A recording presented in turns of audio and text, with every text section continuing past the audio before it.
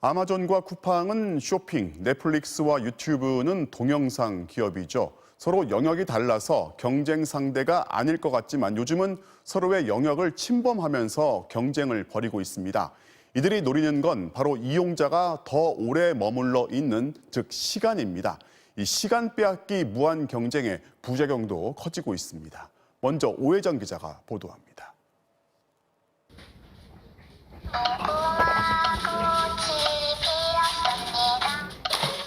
가상 공간에 만들어진 또 다른 세계 메타버스. 요즘 10대들이 즐기는 로블록스라는 메타버스 안에서 오징어 게임의 인기가 폭발적입니다. 검색하면 1000개가 넘게 뜹니다. 이용자들이 너도나도 오징어 게임을 만들고 그 게임에 수많은 이용자들이 참여하고 있습니다. 이런 메타버스 속 오징어 게임은 유튜브 콘텐츠로 변신해 유통되기도 합니다. 오징어 게임, 이게 로블록스에서 게임으로 많이 나와 있더라고요. 지금 바로 해보겠습니다. 드라마가 게임이 되고 게임은 다시 유튜브 콘텐츠로 변신하는 시대. 플랫폼 기업들의 영역이 파괴되고 있습니다. 넷플릭스는 8월부터 유럽에서 모바일 게임 서비스를 시작했습니다. 인기 드라마 기묘한 이야기도 모바일 게임으로 서비스합니다. My favorite part was definitely the way that I could switch characters and be whoever I want. Go download it. 쇼핑 플랫폼도 영역을 확장하고 있습니다. 쿠팡은 동영상 서비스 쿠팡 플레이를 시작했고 아마존은 뉴월드라는 게임을 출시했습니다. 뉴월드는 화려한 그래픽을 무기로 게임 플랫폼 1위를 싹쓸이하고 있습니다. 빅테크 기업들이 원래 자기 영역이 아닌 다른 영역까지 침범하며 확장을 시도하는 이유는 단 하나. 이용자들의 시간을 붙잡기 위해서입니다. 이용자들을 더 오래 붙잡아둘수록 광고 수익이 늘어나고 소비를 유도할 수 있습니다.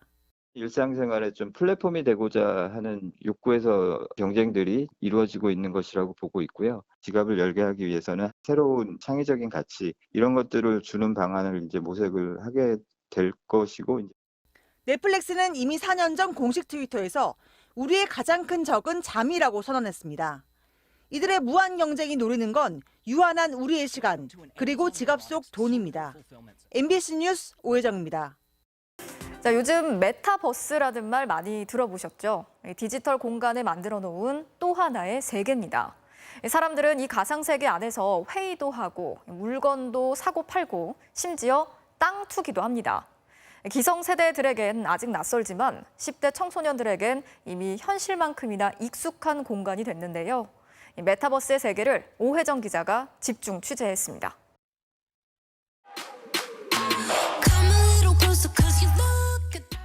인기 그룹 블랙핑크의 뮤직비디오입니다. 진짜 멤버들이 아니라 멤버들과 닮은 아바타들이 춤을 춥니다. 이 뮤직비디오를 출시한 곳은 현실 세계가 아니라 가상세계입니다. 팬사인회도 이 가상세계에서 열었습니다. 전 세계에서 4,300만 명이 몰려왔습니다. 사인 받기. 오, 제니. 오. 아, 귀엽다. 너무 좋네요. 그쵸? 신기하다. 메타버스는 초월을 뜻하는 메타와 현실 세계를 뜻하는 유니버스를 합친 말입니다.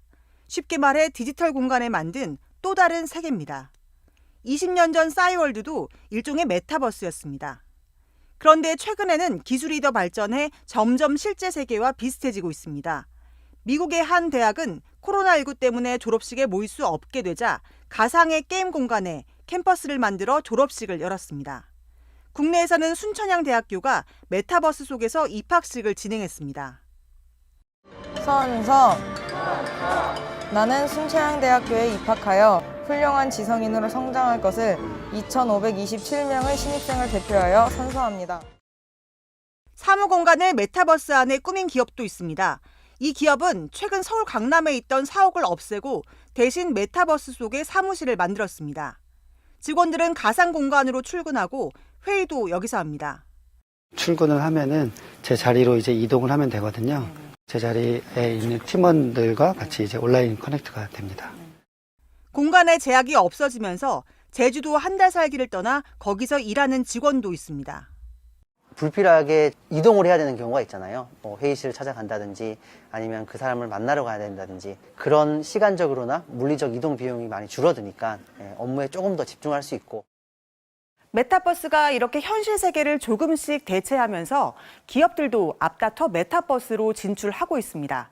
메타버스 속 명품 브랜드 매장을 들어가 볼까요? 이탈리아 피렌체에 있는 실제 매장을 그대로 옮겨놨습니다. 코로나19 때문에 피렌체에 갈 수는 없지만 메타버스에서라면 가능합니다. 쇼핑도 할 수 있습니다. 370만 원짜리 가방은 5천 원, 800만 원짜리 재킷과 원피스는 7천 원대에 살 수 있습니다. 메타버스를 특히 많이 이용하는 건 10대들입니다. 미래 고객인 10대들을 잡기 위해 기업들도 메타버스에 매장을 열고 있습니다. 푸마, 디즈니, 나이키 운동화는 벌써 500만 켤레가 팔렸습니다. 실제 세계보다 많습니다. 심지어 메타버스 속 한강공원에는 편의점도 문을 열 계획입니다. 신상품이나 새로운 서비스들에 대한 거부감 없이 접할 수 있다 보니까 그런 친숙도가 쌓이면 현실 세계에서도 이제 구매나 이용으로도 이어질 수 있다고 보고 있습니다. 메타버스에서는 물건을 살 때 가상화폐로 결제합니다. 플랫폼들은 저마다 자기만의 화폐를 만들었습니다. 국가가 돈을 찍어내듯 마음대로 가상화폐를 찍어낼 수 있습니다. 채권을 발행하거나 추가로 자본 조달을 하지 않아도 자신들이 단기적으로 유동성을 찍어낼 수 있다는 거죠. 그거는 권력인 거고요. 심지어 땅 투기도 합니다. 지구를 잘게 쪼개 땅을 사고 팔 수 있는 메타버스 플랫폼. 3만 원에 팔린 프랑스 에펠탑은 지금 170만 원이 됐습니다. 한국인들의 땅 투기는 여기서도 강력합니다. 한국의 땅값은 미국에 이어 세계 2위. 6만 원에 중국인에게 팔린 청와대 땅은 몇 달 사이 1,500만 원까지 올랐습니다. 랜드마크가 엄청 올랐어요, 금액이. 주요 국가들은 몇 천만 원에서 억대로 지금 거래가 되고 있거든요. 예전에 비트코인은 놓쳤었는데 이번에는 사보자 하면서 엄청 많이 들어오고 있어요. 당연히 거품이라는 경고도 나옵니다. 토지로서 가치가 있다는 얘기는 상점을 짓건 학교를 만들건 경제학적인 가치가 있어야 되는 거잖아요. 근데 아직까지 이 모델이 아니라 먼저 산 걸 뒷사람이 계속 대신 사주는 구조이기 때문에 좀 제가 조심해달라고 말씀을 드리는 겁니다. 메타버스의 출현은 여러 숙제들을 남기고 있습니다. 이 안에서 이뤄지는 경제 활동에 대한 과세, 아바타들 사이의 욕설과 성희롱, 그리고 현실 도피와 중독 문제까지. 이미 젊은 세대는 현실에서 이룰 수 없는 꿈을 찾아 새로운 지구로 이주를 시작했습니다. MBC 뉴스 오혜정입니다. 자, 메타버스 이런 용어 들어보셨습니까? 온라인에서 만나는 3차원 가상현실 세계를 말하는 건데 200만 원 정도 하는 이 명품백을 3천만 원에 살 수 있고, 3천 원이죠. 자, 강남의 펜트하우스를 살 수 있다고도 하는데 이 새로운 소비 시장으로 떠오른 이곳 사용자의 말을 한번 들어보겠습니다. 드디어 출시된 구찌 빌라에 놀러 왔습니다. 와, 진짜 제가 이렇게 구찌를 풀세트로 입게 될 줄이야. 한 대기업이 운영하는 메타버스에 2억 명이 접속해 이용 중인데 구찌, 나이키, 푸마 등 유명 브랜드들도 잇따라 입점하고 있습니다. 현실 세계에서 수백만 원에서 수천만 원까지 하는 명품 브랜드 제품도 메타버스 세계에서는 최대 4천 원 정도면 살 수 있습니다. 또 다른 메타버스 세계에서는 이탈리아에 실제 존재하는 명품샵을 똑같이 재현해 가상 제품을 판매 중입니다. 개점 이후 4일 만에 760만 명이 다녀갈 정도로 인기가 높았다고 합니다.